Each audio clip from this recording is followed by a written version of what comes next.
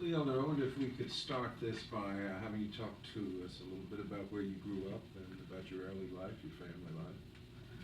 Well, I'm originally from Texas. I was born in Dallas, Texas, July 14, 1934, and I stayed there for quite a number of years until my parents moved to Los Angeles.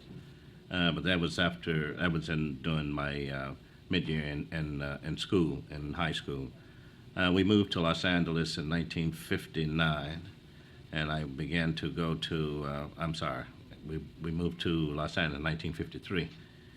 And I went to school in Manual Art High School there, and I think the reason why I was happy that they did move was because of the fact that in trying to pursue a golf career in the state of Texas were just something that you just could not come about, because prior to 1954, they had a constitution that said a non-member of the white race could not play on the public facilities.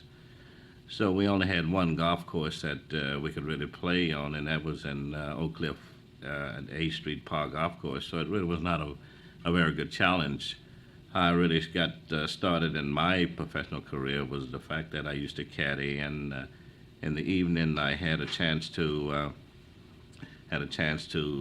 go out and slip on the golf course and play after everyone was finished playing, and play up until the darkness hour. But I felt that there was really no chance of me trying to pursue a career in professional golf by staying in the state of Texas, and I decided that, since this was the case and that I had no chance of trying to improve it, I felt that I would just live in the winter and go to school, and during that time with my aunt in Los Angeles, and then go back and stay with my sister in Dallas during the summer months, when really it was not too much doing in Los Angeles, and the majority of the play for pay was really in the Texas area at the time during the summer months. So that was one of the reasons why I kind of journeyed between Dallas and Los Angeles. Tell us something about your experiences at a place called Tennyson Park Country Club in Dallas. Well, Tennyson Park is a public facility that the majority of the golfers that come out of the Texas area, especially the golfers that were not members of Country Club, pretty much come through at various times. Yes, I started there. I started playing there. As a matter of fact, that's where I started caddying at, in Tennyson Park. And then after I left and my game improved, I went back, and that's where the majority of the so-called hustlers played. These was people from all around the world that came there and congregate right there in Dallas and bet money. And so I became very much involved in that, to the extent that I used to play a lot of the matches with a fellow by the name of Titanic Thompson, and so we traveled the country quite extensively, not only just in Texas but all around the United States. But Tennyson was really a haven for golfers that wanted to make a bet, regardless of what score you shot, or how often you played under par, or how often you played over par. I think it depended on your opponent that you were playing. It was certainly the type of golf course where, regardless of how good a player or how bad a player you were, you could always find a game, and you could always wager a few dollars, And I think that's the reason why Tennyson has so much notoriety now, because it was noted for that. It was at Tennyson, I believe, that you developed a rather unorthodox grip for your golf clubs. Could you tell us a little bit about that? Well, yes, I started playing. When I first started playing, I did not use the Vorden grip, and what I mean by the Vorden grip is whereby the left hand is above and the right hand is below. I played just the opposite. I played with the right hand above and the left hand below, and which was known as a crosshand grip. And I played that way for a lot of years. As a matter of fact, when I first started, I was cross-handed, which a lot of people did not realize that, because whenever I would hit the shot at the end of the shot, I would always be in the Vorden grip. And the reason why I did that was because of the fact that I always felt that I was going to break my left wrist every time I hit into the ground with it going in this position here, and there was a lot of strain put on it, so I would switch over. I met a man in Dallas well, not in Dallas, but I met him in St. Louis, a fellow by the name of Ted Rhodes, who was a very good golfer and probably one of the leading pioneers of black golfers because a lot of people say, well, Charlie Sifford played the tour first. Ted Rhodes actually played the PGA Tour before Charlie Sifford did, but he did not play it that long, or he did not get the recognition that Charlie did because of the fact that Charlie played it much longer, and Charlie really took the humps and bumps and the things that it take to continue to play on the tour. But Ted Rhodes took me under his wing. I traveled with Ted Rhodes for about 10 years. And Teddy was instrumental in changing me over. He lived in St. Louis at the time, St. Louis, Missouri at the time, and we used to play at a club there by the name of Forest Park, which was a public facility, and we had a chance to play and also a good place to practice. So Teddy would carry me out early in the morning. We'd start about 7 o'clock in the morning, and we would start practicing, and he would leave me on the practice tee pretty much all day while he went and played with the other fellows around the area. So I guess I must have practiced on changing my grip for about 6 months.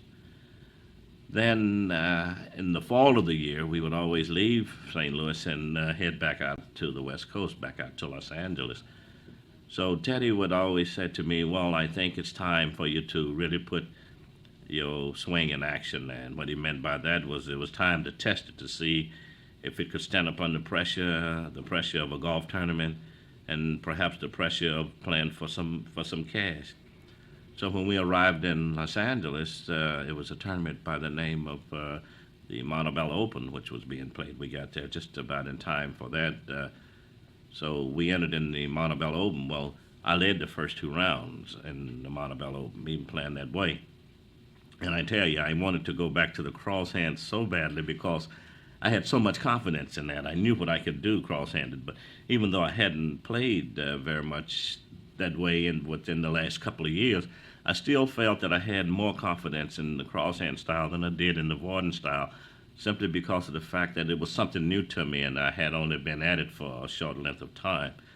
But Teddy said, no, whatever you do not revert back. He said, because then we will be defeating our own purpose. The long, tedious hours that you have worked at it would be just for a waste. He said, because every time you get in a situation to where a little pressure is applied to you or you are confronted with it, then the first thing that you're going to do is to go back to that. Then it's no way that you're going to be able to really get the feel of the Vorden and have the confidence to go ahead and hit the shot with it.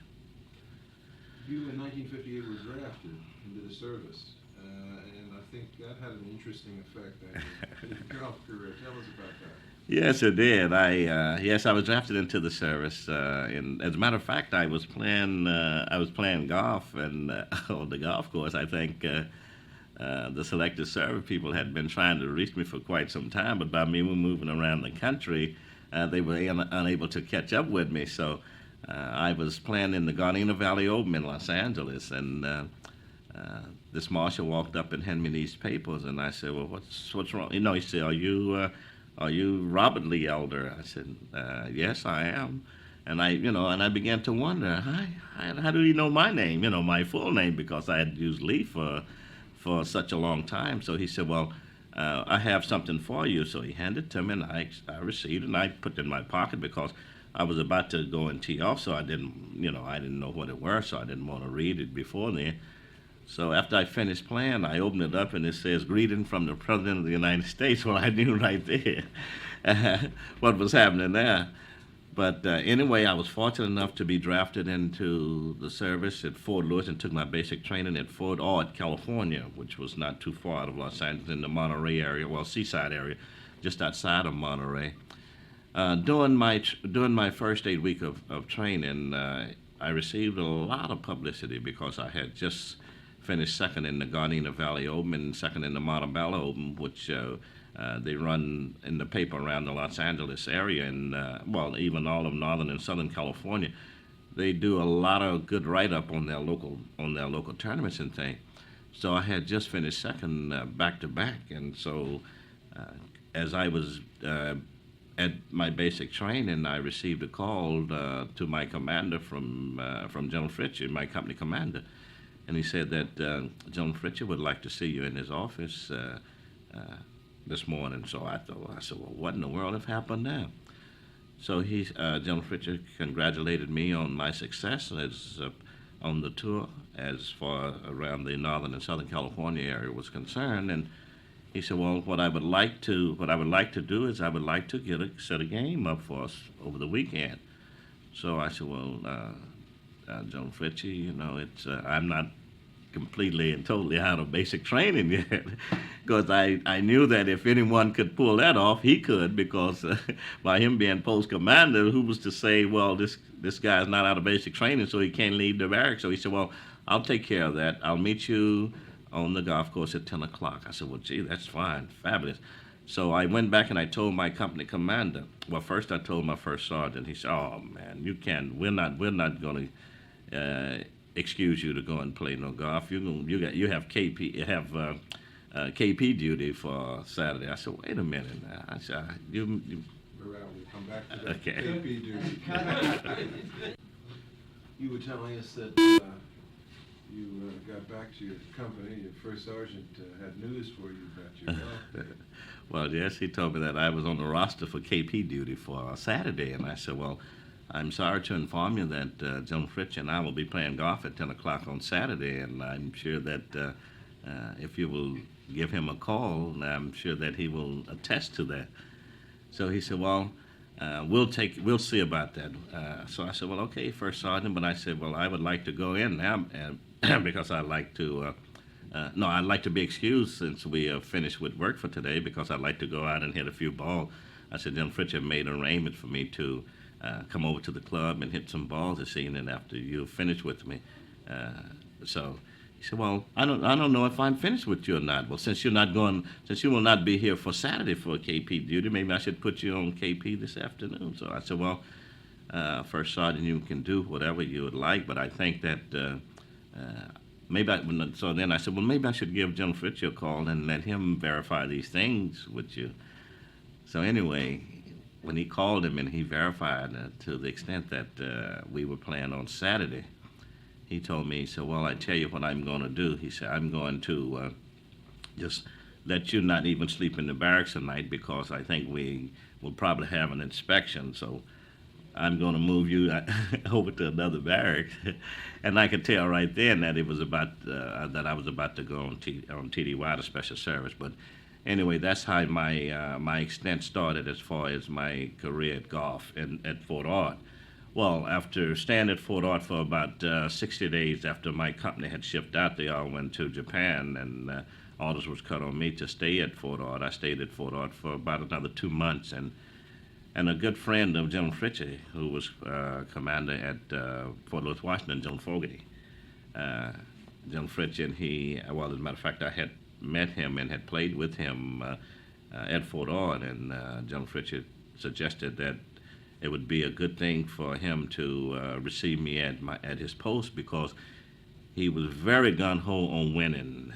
General Fogarty were. He wanted to win in all aspects of sport: basketball, football, tennis, golf, whatever his post was involved in. He wanted to be a winner, because we competed so much against the Fort Ord area. Even though it was a training base, they still had a lot of good golfers and a lot of good other players in other sports, but they just could not. Fort Lewis was a drop-off point for a lot of the people that was coming from overseas, and a lot of the people that were stationed around the area, whereby that were good athletes. They all winded up at Fort Lewis, Washington. So I went to Fort Lewis, Washington. Right away, I became TDY, the Special Service. For the next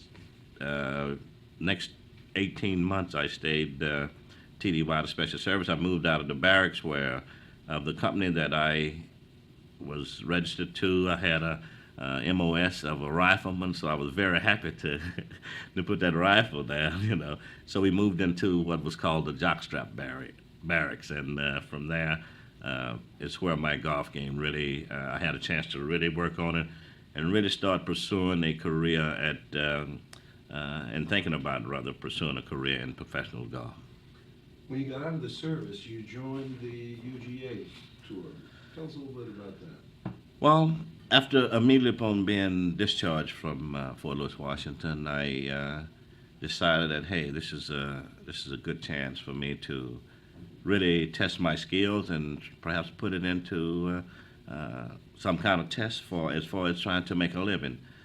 I I decided that what I would do is that I'd had enough money saved up that I would try the UGA tour, which was predominantly a black tour, but they had a lot of Caucasian players that was playing on it. Just to name a few guys like Jimmy Clark, Al Besselink, Smiley Quick. These were that were real good golfers. But really, the dominant force on the UGA tour at that time was Ted Rhodes, Charlie also, because Charlie was playing the UGA and the PGA. So I think he would play on the UGA in order to make enough money to go over and support himself on the PGA, which was really good, and I'm happy that he was able to do that. So the first tournament that I played in after getting out of the service was the Joe Louis Open in Detroit, which Ted Rhodes won that particular tournament that year, and that was 1961. After kind of kicking around on the UGA tour and winning numerous of tournaments, I won the UGA National 4 times. I won the Valentine 3 ring 3 times, which was in Asbury Park, New Jersey. I won the North and South in Miami, Florida, about 4 times, which really just over the next 4 or 5 years, I just kind of played that tour, trying to accumulate enough money to perhaps save up enough money to where I could make application for the PGA Tour. Well, in 1963, I met my wife Rose at a golf tournament in Miami, Florida, in January, and really we didn't hit it off right away because I could see that she was not necessarily interested in a professional golfer. You know, she was playing herself and was a pretty average golfer herself, and I knew that I would be coming up into the Washington area later on that year, and so I said, well, can I give you a call when I come up that way? Because when I get through playing in Florida, I'm going to Nashville, Tennessee, spend a few days with Teddy, hang around there until the weather breaks, and then I'll be heading up to the East Coast.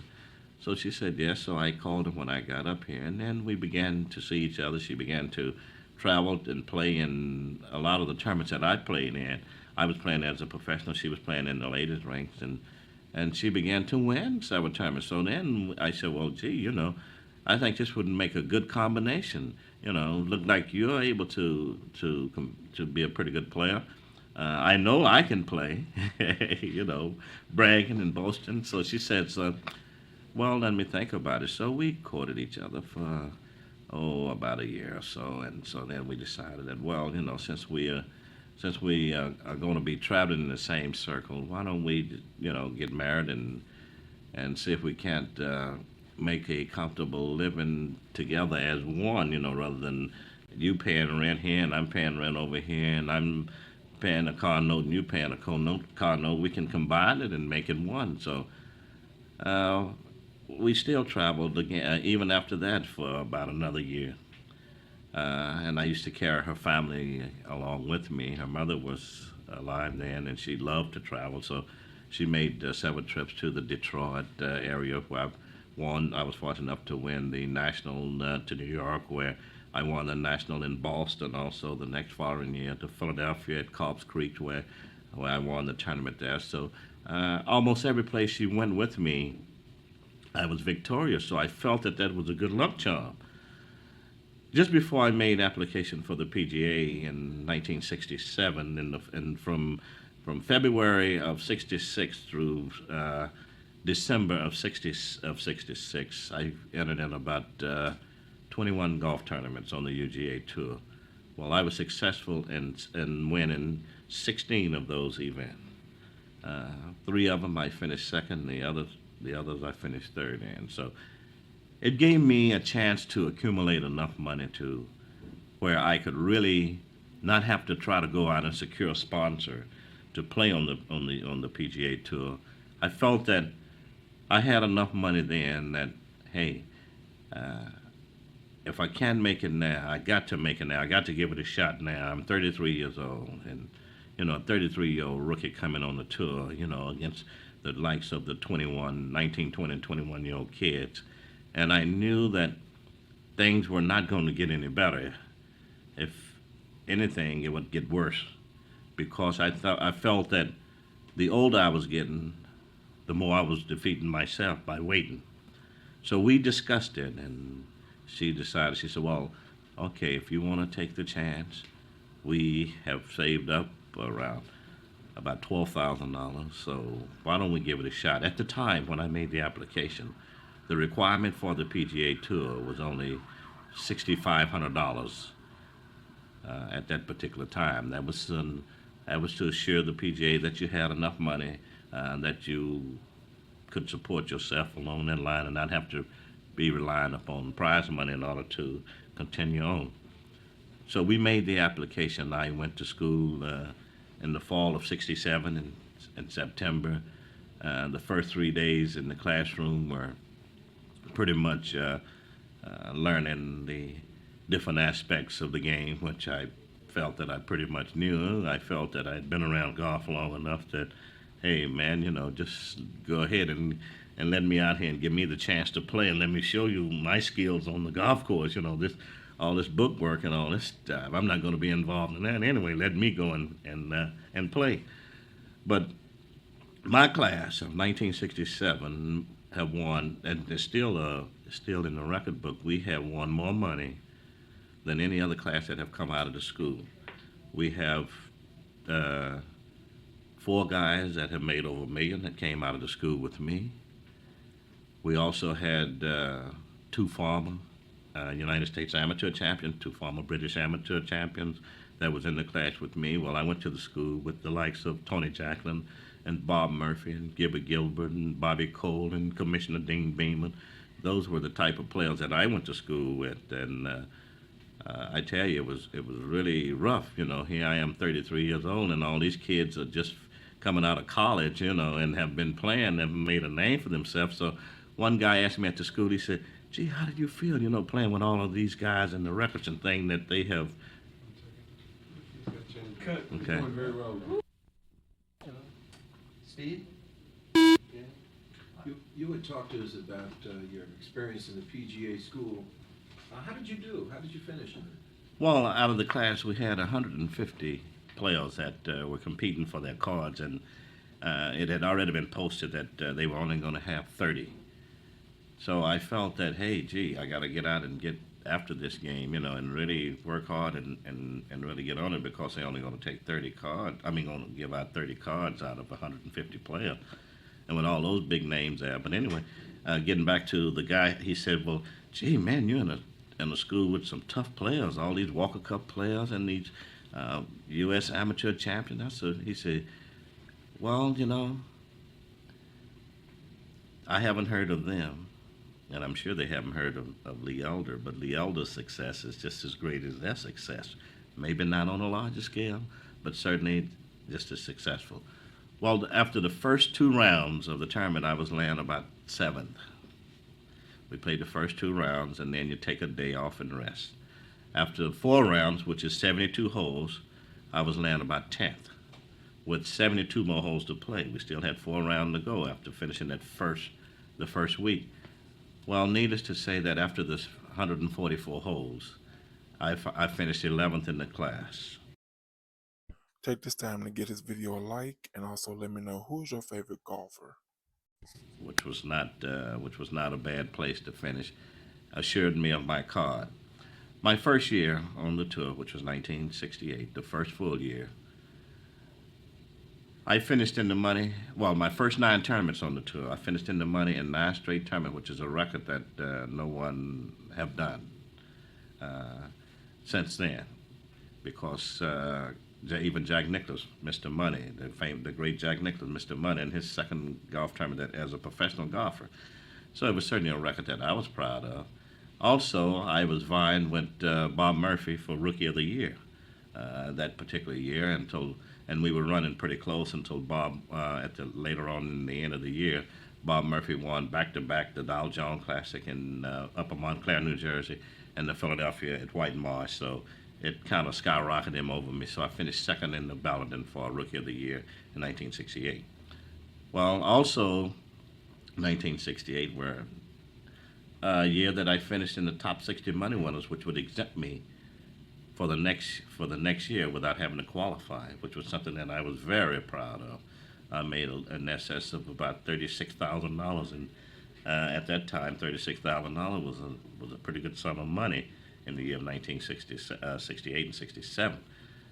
Well, in 1969, Lee Elder had, I think, is where he became most noted, because in 1969 I played 5 extra holes with Jack Nicklaus for the American Golf Classic on national television, which was probably the greatest exposure that I probably could have ever received in my life, because even though I had accomplished several of the records that are still standing now, the exposure were not there because by virtue of the fact that I had not appeared on any national television, let's say, with a chance of winning a golf tournament. Well, after that, it made me sit down and think and really put the initiative into me that I felt that I really needed to go out and play the type of game that I knew that I was capable of playing, because the next following week at the Western in Chicago, I finished tied for third. I went on to that year to make perhaps have one of my best years. That year, my income went to over $72,000. And that was even without a tournament win. Well, needless to say, I had a lot of very close chance on as far as winning. But I think probably the most sickening fright that I've had on a golf course were the next following year at the Memphis Golf Classic in Memphis, Tennessee. I was leading the golf tournament with 1 round to go.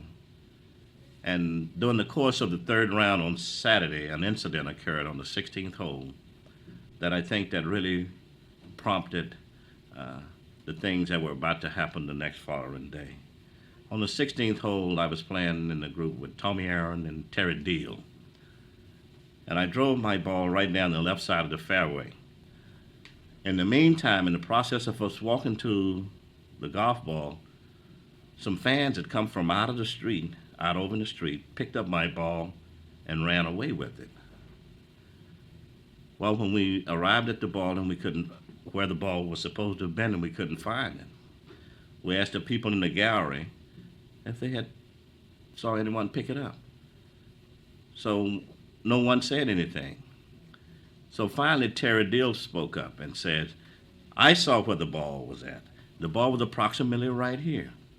Well, then a couple of people out of the gallery says, yeah, the ball was right there, and those people picked it up and ran out in the street with it.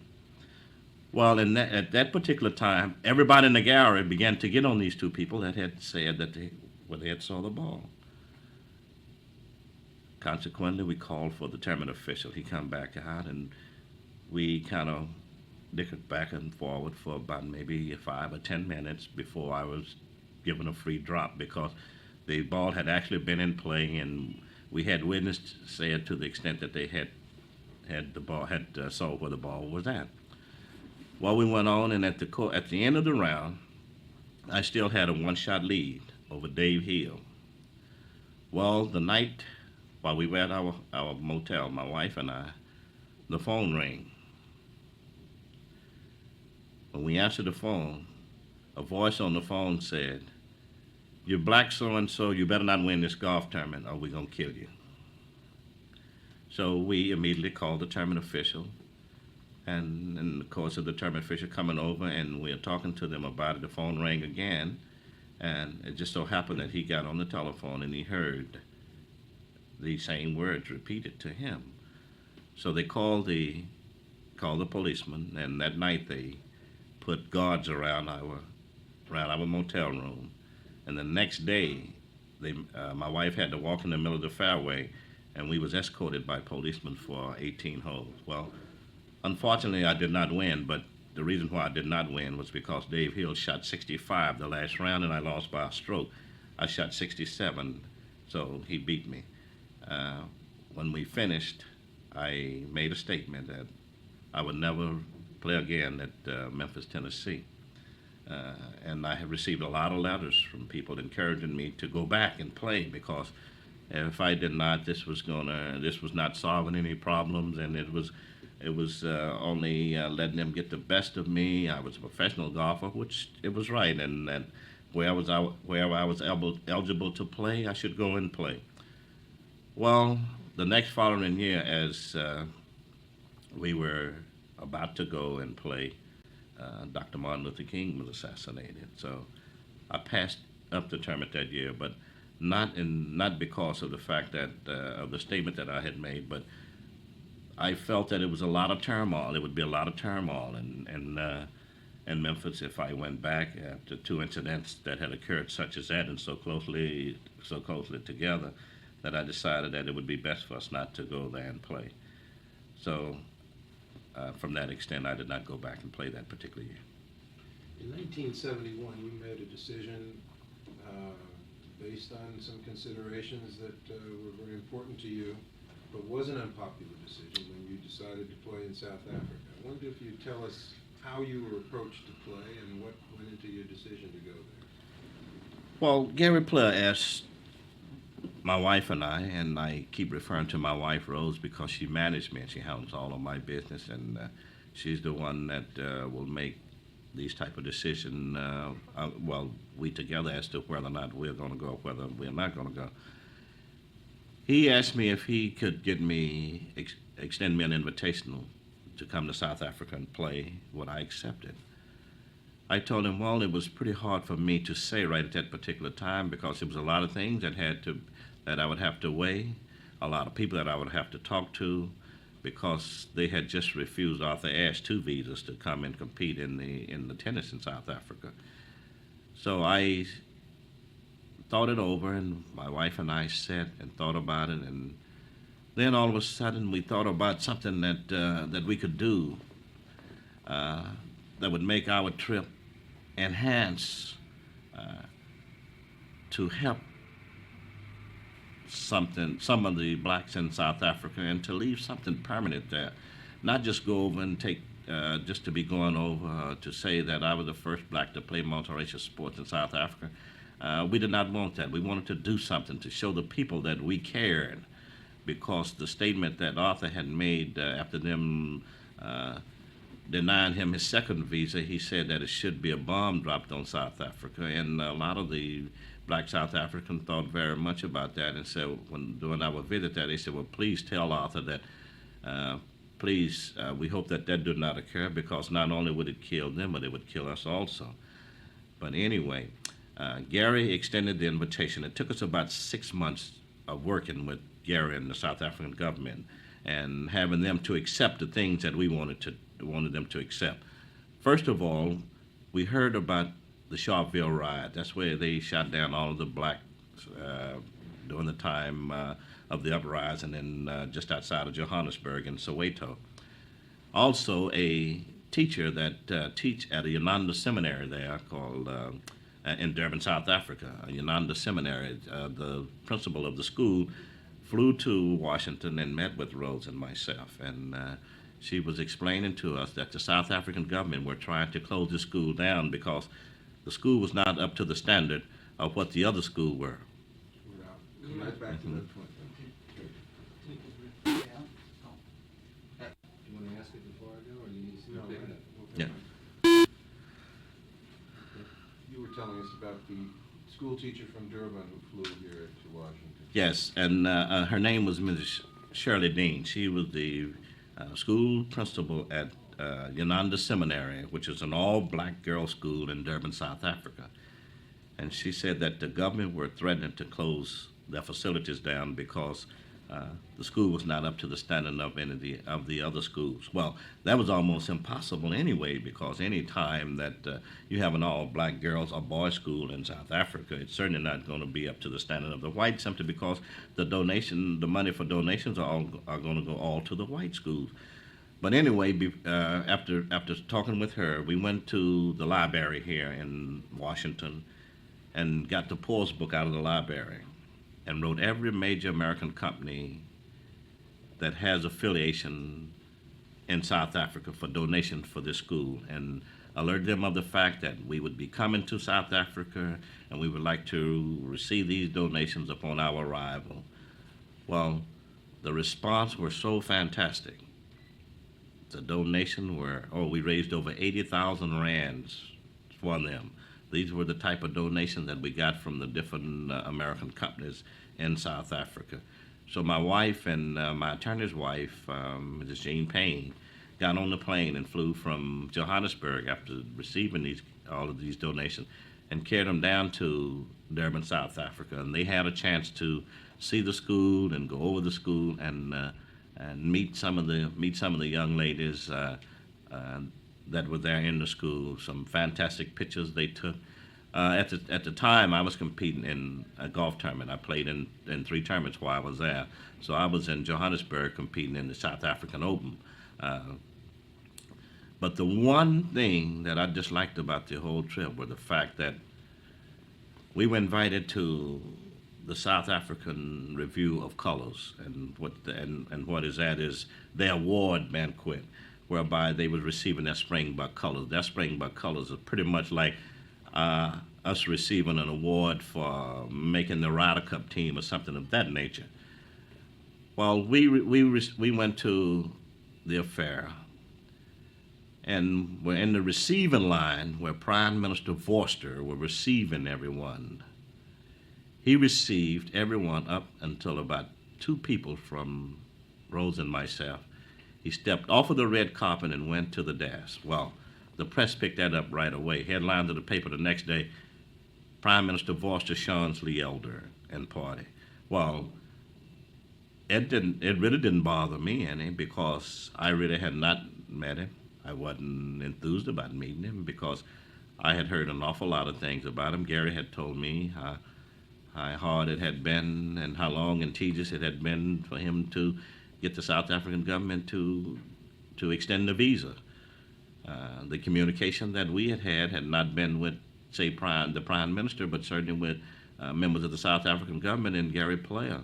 But I really felt like it was a slap in the face. Here I were a guest in this country, the first black guest in this country to be extended a visa to come and play multiracial sports, and he did not take 2 seconds to stay there to shake our hand.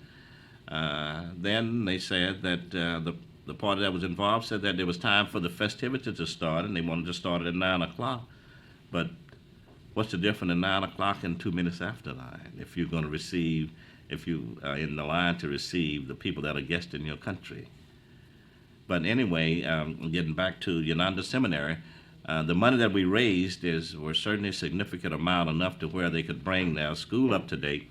They added an addition onto the school that's called the Lee Elder House, that's still standing right today, that I have not been able to get back to see. I think you better stop.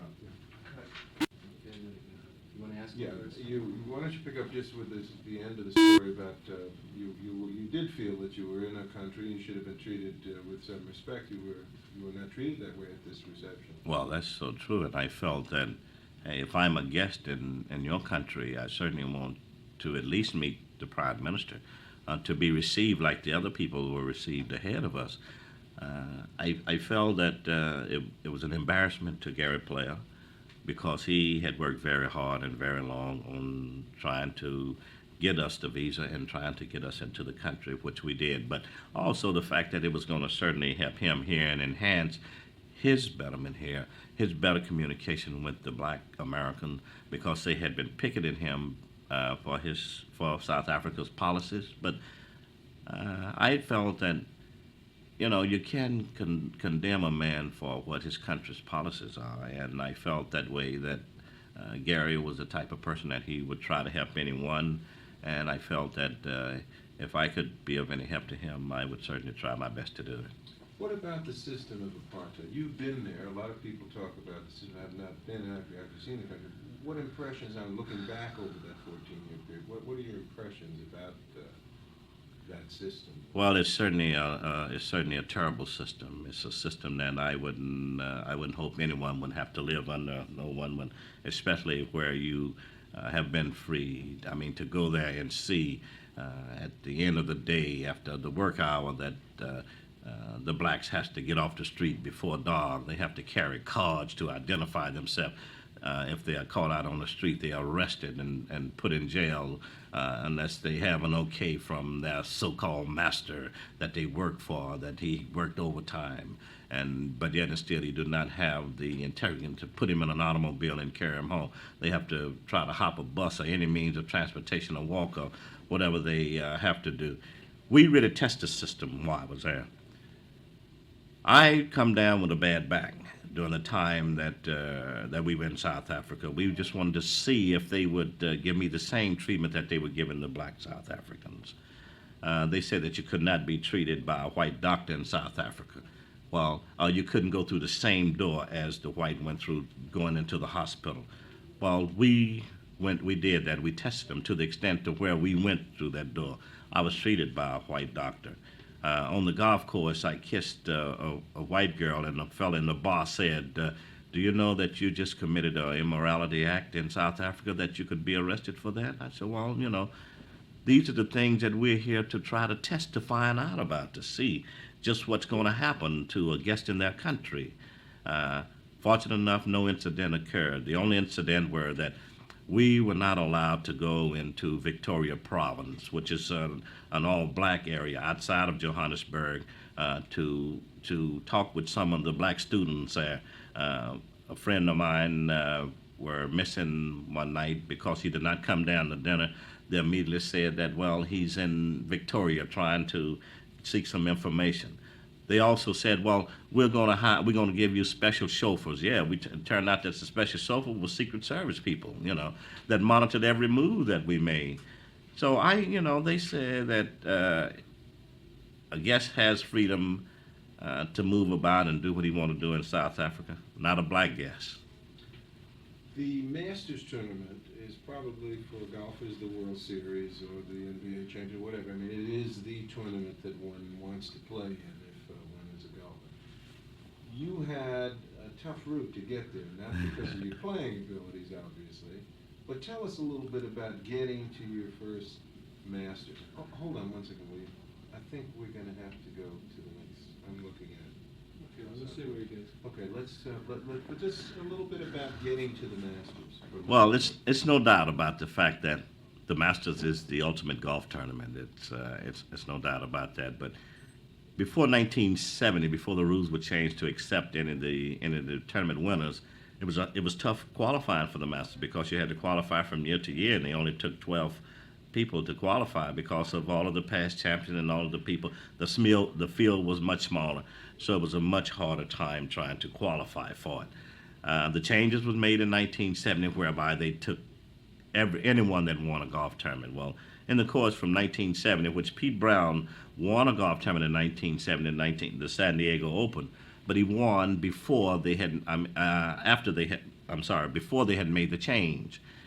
So from 1970 to 74, no other black had won a tournament in that period of time. So I was fortunate enough to win the Pensacola Open in 1974 that qualified me for the Masters. Immediately upon qualifying for Augusta, I had to wait 1 year because the Pensacola tournament was the week after Augusta, so that means that I had to rotate the whole year back around to Augusta, and it was a tough, hard year because of the pressure of different interviews, the pressure of the media, the pressure of just the ordinary person that had qualified for Augusta, and by virtue of being the first black to qualify for Augusta. I think the hardest thing was the fact that I wanted to try to play Augusta and could not play it until certain time that Mr. Roberts said that you could come and play. Well, I was extended, and then I had gone from April to October before I received an okay to play it. Then I had to play it via the chairman of the Coca-Cola Bottling Company. He extended me an invitation to come and play because he was a member at Augusta, along with Dean Beeman, and so they were nice enough to send their plane up to pick up Rose and myself in Washington and fly us to Augusta National to play. Immediately upon arriving there, this man that had been so much of a rival and had made the statement that the only black that will ever be at Augusta would be the waiters and the caddies. I'd like to comment there. You're right. You were talking about, just pick up the story where the guy said the only people who play at the Masters, so we'll just start it right there. Well, Cliff Roberts made the statement, and that the only black that would ever be at Augusta would be the waiters and the caddies. Well, unfortunate, what a big surprise he had, because I did qualify and went to Augusta. Just before I went to Augusta, we extended him an invitation to come to an event that all of the group of people here in the Washington, D.C. area was throwing for me at the Washington Hilton, called the 1975 Road to the Masters, a testimonial for me. President Gerald Ford was the guest speaker. General Chappie James were there, just to name of General Clifford, just to name a few, the Secretary of State. But anyway, Mr. Roberts did not commit to come to the affair. So when I went to Augusta, he had me monitored from the time I left Greensboro, North Carolina, where I just finished the tournament, what plane I was coming on, everything, because now he wanted to really look like a big man in the eyesight of the American public. At the airport, he sent a limousine to pick us up. When we arrived at Augusta, the press and media, you would thought that it was the President of the United States had arrived. From the time we drove down Magnolia Lane until we got to the clubhouse, he was exposed at all times because he met us as we turned into the gates of Augusta, got in and rode up to the clubhouse with us. And as I got out, they asked him some questions about how did he feel extending the black an invitation and meeting him and shaking hands with a black.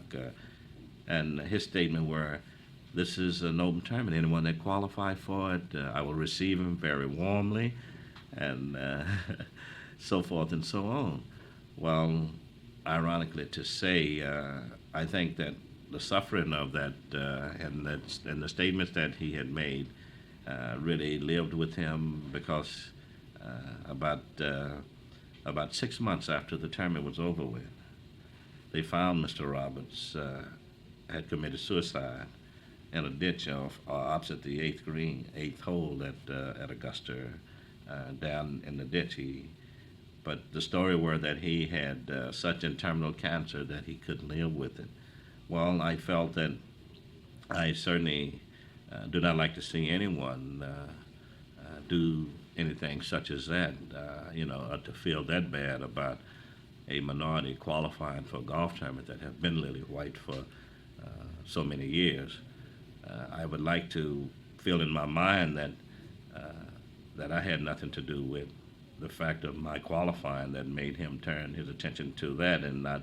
But I think that, and hopefully, and I'll say hopefully, that it was not a saver for him, that he, because of the statements that he had made and the things that he had done in the past to keep a black from playing at Augusta, I felt were something that was really, a man had to really sit up and think hard and to just go overbearing and deliberately do these things.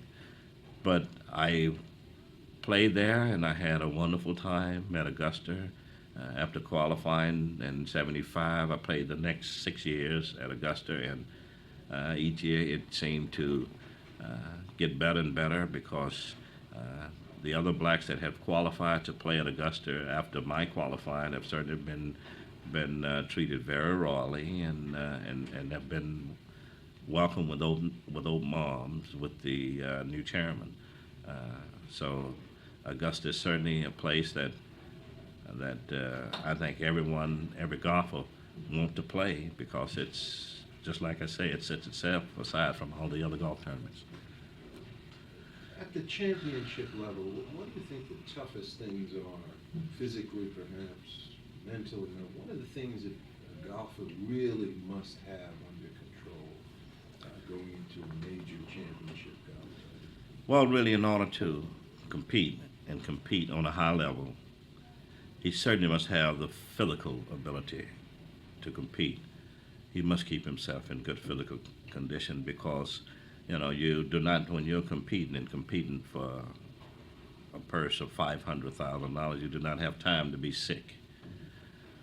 I think the one thing that is the most nerve-wracking is the mental aspect of the game, the thinking process that you have to go through and preparing yourself to quote with the different things that you're going to be confronted with as far as competing, as far as having a chance to win, as far as just being able to compete on a day-to-day basis and thinking the whole process out of each shot that you're going to be confronted with.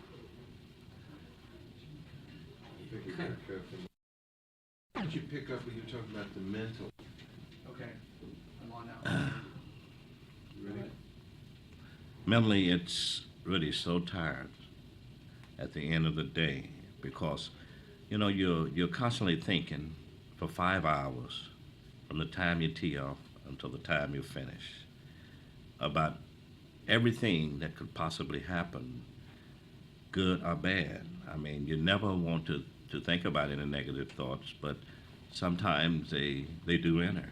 They have to enter, and I think the reason why they have to enter because you cannot go for 18 holes constantly on a positive side all the time. The negative aspect are going to enter simply because of the fact that you're going to have to make that decision as to whether you gamble to eliminate that negative aspect. To take the chance with the negative aspect, whether you play safe and the negative aspect will never enter into it.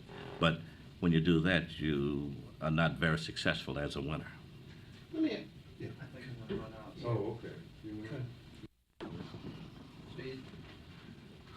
Last question we've asked, since this is a show about championship athletics and champions, we have asked everyone to complete a sentence for us, to repeat these words and finish the sentence in your own words. And the words are to be a champion. To be a champion, you must sacrifice a lot of things that probably you may have done in the past that would now have to be done differently. To be a champion, you must work awful hard and long and tedious hours. You must do things that you really feel that are going to help you reach these goals of striving to become a champion. You must think about other people and treating them the way that you want to be treated. Have a smile at all time, even though it may hurt it. You extend less energy by smiling than you exert by frowning. Tell us very quickly, if you can,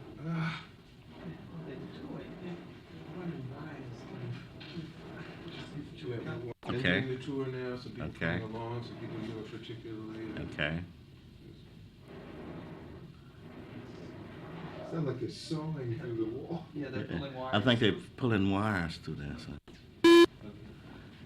My experience, and I feel that the experience that I've had over the years, and hopefully that the things that I have left can be on a positive and permanent nature for some of the young and up-and-coming young black kids that will be coming after me. I know that we do have a young man by the name of Jeffrey Winchester, who's at the University of Maryland now, Butch Bow, who just graduated from the University of Kentucky, Tom Woodard, who is from the Denver area. These are the new and up-and-coming stars of the future. Calvin Pete has certainly been very instrumental in helping along that line because he go around the country speaking and teaching the youth and trying to get them involved in golf. I do pretty much the same thing. It's so easy for the young black kid to turn to basketball or football simply because of the fact that it's not that expensive for his family to buy. They can buy him a softball, or baseball, basketball, or football. but it's awfully expensive for golf clubs, and I think that's the reason why we do not have many young black kids that are turning to golf. I am striving very hard here in the Washington, D.C. area with my youth program that I have, whereby I teach underprivileged kids and give them a chance to become involved in golf. Through the help of Anheuser-Busch Corporation out of St. Louis, we have acquired golf clubs whereby I pass them out to the kids and give them a chance to really practice their game. The golf course that I had, I no longer have. I do not know the extent of this youth program right now because I've been unable to go out and look up on it this year. Hopefully that it's been carried on in the same manner in which I started it. I look forward to going out and seeing if this is the case at a later date, certainly before the summer's over with, as soon as my extensive travel is over with. But I certainly want to say to the young black kids, help us, take the chance. Go out and work hard at trying to pursue any career that you're involved in. But certainly let's give a little more thought about turning to golf rather than trying to run the football or rather than trying to hit a baseball, a home run in the baseball. Let's give a chance to the other kids that are going to come up after you. Let's not let golf die for black. Just get some room tone. Okay. Who would you like for me to do a video on next? What are your thoughts about this video? Please share them in the comments. Please be honest when answering these questions. Share this video with anyone you deem necessary. Don't forget to like and subscribe to the channel.